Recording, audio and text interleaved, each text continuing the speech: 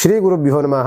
ಶ್ರೀಮತೆ ರಾಮಾನುಜಾಚಾರ್ಯಾಯ ನಮಃ. ನಾನು ನಿಮ್ಮ ಶ್ರೀನಿವಾಸ್ ಗುರುಜಿ. ನೋಡ್ತಾ ಇದ್ರೆ ವಿಶೇಷವಾದಂಥ ಕಾರ್ಯಕ್ರಮ. ಈ ಕಾರ್ಯಕ್ರಮದಲ್ಲಿ ನೋಡಿ, ಆಗಸ್ಟ್ ತಿಂಗಳು ಬಂದಾಗ ನಮಗೆ ಸುಮಾರು ಹಬ್ಬ ಹರಿದಿನಗಳು ಆರಂಭವಾಗುತ್ತೆ. ವರಮಹಾಲಕ್ಷ್ಮಿ ಹಬ್ಬ ಇರ್ಬೋದು, ನಾಗ ಚತುರ್ಥಿ ಆಗಿರ್ಬೋದು, ಮತ್ತೆ ಶ್ರಾವಣ ಶನಿವಾರವಾಗಿರ್ಬೋದು, ಇಂತೆಲ್ಲವೂ ಸಹ ಬರ್ತಾ ಇರುತ್ತೆ. ಇದರಲ್ಲಿ ಶ್ರಾವಣ ಮಾಸ ಬಂದಾಗ ನಾವು ಹೆಚ್ಚಿನದಾಗಿ ನೋಡುವಂಥದ್ದು ಮಹಾವಿಷ್ಣುವಿನ ಸಂಬಂಧಪಟ್ಟಂಥದ್ದೇ ಬರ್ತದೆ. ಯಾಕೆಂದ್ರೆ ಚಾತುರ್ಮಾಸಗಳು ಮಹಾವಿಷ್ಣುವಿನ ಕಾಲ, ಈ 4 ತಿಂಗಳುಗಳ ಕಾಲ ಅಂತ.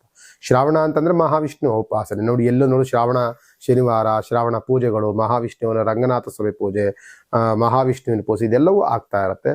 ಇದ್ರ ಜೊತೆಯಲ್ಲಿ ಮಹಾವಿಷ್ಣುವಿಗೆ ಸಂಬಂಧಪಟ್ಟಂತಹ ಮಹಾವಿಷ್ಣು ಕೌಟುಂಬಿಕ ಪೂಜೆಗಳು ಜಾಸ್ತಿ ಆಗುತ್ತೆ. ಯಾವುದಕ್ಕೆ?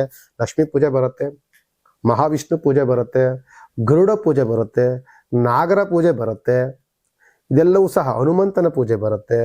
ಇವೆಲ್ಲವೂ ಸಹ ಮಹಾವಿಷ್ಣುವಿಗೆ ಸಂಬಂಧಪಟ್ಟಂತ ಪರಿವಾರ ಪೂಜೆಗಳು, ಇವೆಲ್ಲವೂ ಸಹ ಬರುವಂಥದ್ದೇ ಈ ಶ್ರಾವಣದಲ್ಲಿ ನೋಡಿ, ನಮಗೆ ಗರುಡ ನಾಗ ಚತುರ್ಥಿ ಅಂತ ಒಂದು ಬರುತ್ತೆ, ಮತ್ತೆ ನಾಗ ಪಂಚಮಿ ಅಂತ ಬರುತ್ತೆ, ಮತ್ತೆ ಗರುಡ ಪಂಚಮಿ ಅಂತ ಬರುತ್ತೆ. ಇದೆಲ್ಲವೂ ಸಹ ವಿಶೇಷವಾಗಿ ಬರುತ್ತೆ. ಅದರಲ್ಲೂ ಸಹ ನಾವು ವಿಶೇಷವಾಗಿ ಪೂಜೆ ಮಾಡುವಂಥದ್ದು ನಾಗಪಂಚಮಿಯನ್ನ ನಾವು ವಿಶೇಷವಾಗಿ ಪೂಜೆ ಮಾಡ್ತಿರ್ತೀವಿ. ಎಷ್ಟೋ ಜನಗಳಿಗೆ ನಾಗದೋಷಗಳು, ಸರ್ಪದೋಷಗಳು ಇವೆಲ್ಲವೂ ಸಹ ಇರುತ್ತೆ.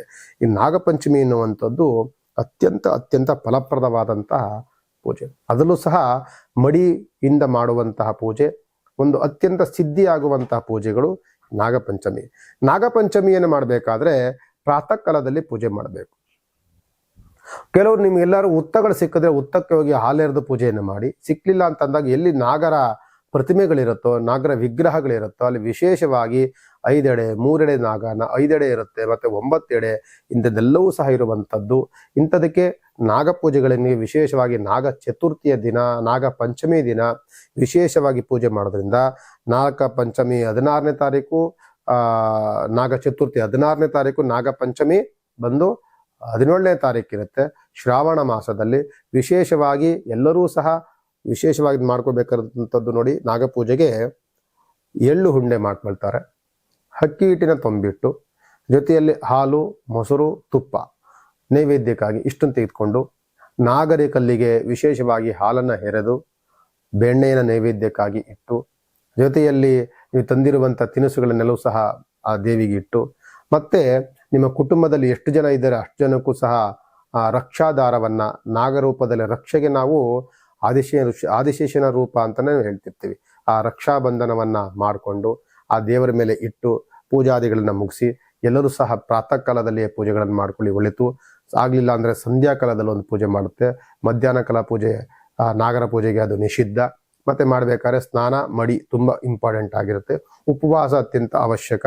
ಮತ್ತೆ ಮಾಡ್ಬೇಕಾದ್ರೆ ಎಲ್ಲ ಪೂಜಾದಿಗಳನ್ನು ಮಾಡಿ ನಿಮ್ಗೆ ಶಕ್ತ್ಯಾನುಸಾರ ಪೂಜೆ ಮಾಡುವಂಥದ್ದು. ಇದಕ್ಕೇನು ಅರ್ಚಕರು, ಬ್ರಾಹ್ಮಣರು, ಪುರೋಹಿತರು ಏನು ಬೇಕಾಗೋದಿಲ್ಲ, ನೀವೇ ಮಾಡ್ಕೊಡುವಂಥದ್ದು. ಹುತ್ತದ ಪೂಜೆ ಇದ್ರೆ ಬಹಳ ಉತ್ತಮ. ಹುತ್ತ ಇಲ್ಲ ಅಂತಂದ್ರೆ ನಾಗರ ಕಲ್ಲಿಗೆ ಪೂಜೆ ಮಾಡುವಂಥದ್ದು, ನಾಗರ ಕಲ್ಲಿಗೆ ಹಾಲೇರಿಯುವಂಥದ್ದು.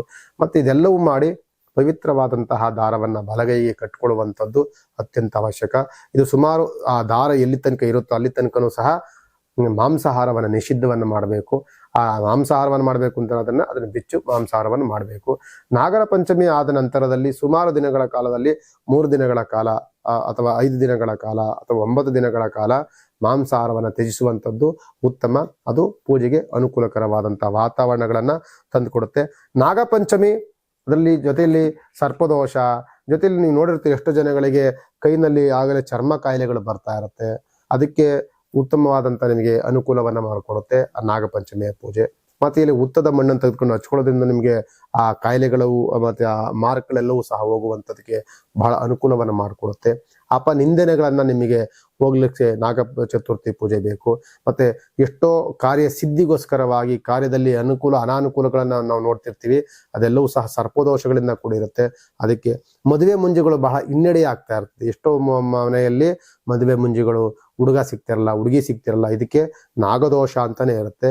ಈ ನಾಗದೋಷ ಪರಿಹಾರಕ್ಕಾಗಿ ಈ ನಾಗ ಚತುರ್ಥಿ, ನಾಗಪಂಚಮಿ ಅತ್ಯಂತ ಫಲಪ್ರದವಾದಂತಹ ಪೂಜೆ. ಆದ್ದರಿಂದ 17ನೇ ತಾರೀಕು, 16 ಮತ್ತು 17ನೇ ತಾರೀಕು ಶ್ರಾವಣ ಮಾಸದಲ್ಲಿ, ಆಗಸ್ಟ್ ತಿಂಗಳಲ್ಲಿ 16ನೇ ತಾರೀಕು ನಾಗ ಚತುರ್ಥಿ, 17ನೇ ತಾರೀಕು ನಾಗ ಪಂಚಮಿ ಅಂತ ಇರುತ್ತೆ. ಈ ದಿನ ಆ ನಾಗರ ಪೂಜೆಗೆ ನಿಮಗೆ ಮಾಡೋದ್ರಿಂದ ಅನುಕೂಲಕರವಾಗಿರುತ್ತೆ. ನಾಗಪಂಚಮಿ ಎಲ್ಲರೂ ಸಹ ಪ್ರಾತಃ ಕಾಲದಲ್ಲಿ ಮಾಡಿ ಆ ನಾಗರ ದೇವರ ಅನುಗ್ರಹಕ್ಕೆ ಎಲ್ಲರೂ ಸಹ ಪಾತ್ರರಾಗಿ ಅಂತ ನಾನು ಮತ್ತೊಮ್ಮೆ ಕೇಳ್ಕೊಳ್ತೇನೆ. ನಮಸ್ಕಾರ.